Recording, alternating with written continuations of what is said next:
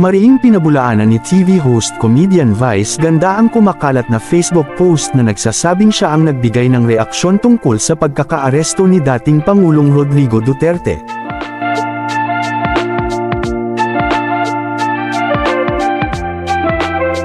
Sa kanyang Facebook nitong Martes ika-11 ng Marso taong 2025, ibinahagi ni Vice ang isang screenshot ng peking post na nakalagay ang isang quote card na di umano'y mula sa kanya. Ang post ay nagpapakita ng suportang sinasabi ni Vice para kay Duterte, partikular na ang kanyang kampanya kontra droga noong siya pa ang Pangulo ng Pilipinas.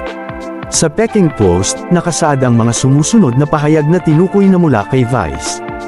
Ayaw kong magpakahipokrito ha, aminin natin nung time ni FTRRD, karamihan ng adik nagbagong buhay, karamihan sa kriminal nag-uunahang sumuko, dahil sa takot kay Duterte.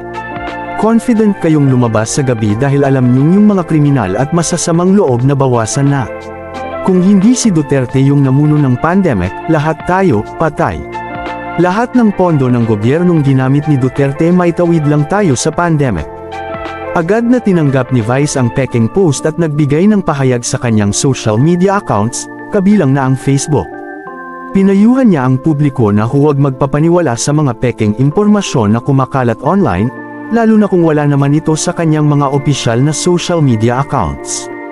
Ayon pa kay Vice, fake news. Huwag paniwalaan ang kumakalat na pahayag na ito. Wala po akong inilabas o sinabi na ganitong statement. Maging mapanuri at huwag basta maniwala sa impormasyong walang malinaw o opisyal na pinagmulan.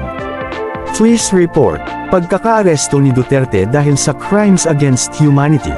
Noong ika-11 ng Marso taong 2025, inaresto ng Philippine National Police, PNP, si dating Pangulong Duterte sa Terminal 3 ng Ninoy Aquino International Airport, matapos itong dumating mula sa Hong Kong.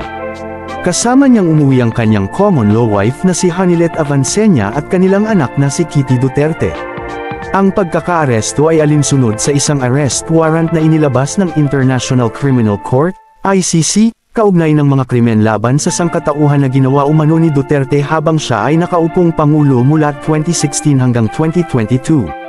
Binansagan ng mga kritiko ang mga operasyon laban sa droga ng administrasyon ni Duterte bilang extrajudicial killings, EJKs.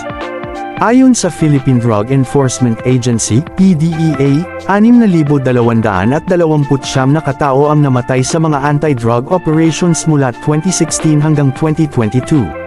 Samantalang ayon sa Commission on Human Rights, CHR, near-review nila ang 5,655 kaso ng pagkamatay na may kinalaman sa mga anti-drug operations. Ang ICC ay isang international court na itinatag noong 2002 sa The Hague, Netherlands, upang maglitis ng mga kaso ng malubhang krimen tulad ng genocide, war crimes, crimes against humanity, at aggression. Ang ICC ay tumutulong sa mga usapin na hindi kayang lutisin ng mga pambansang korte. Sa kasalukuyan, ayon sa mga ulat, dumaan si Duterte sa Dubai para sa isang short layover bago tuluyang dumating sa The Hague, Netherlands, kung saan magaganap ang kanyang paglilitis.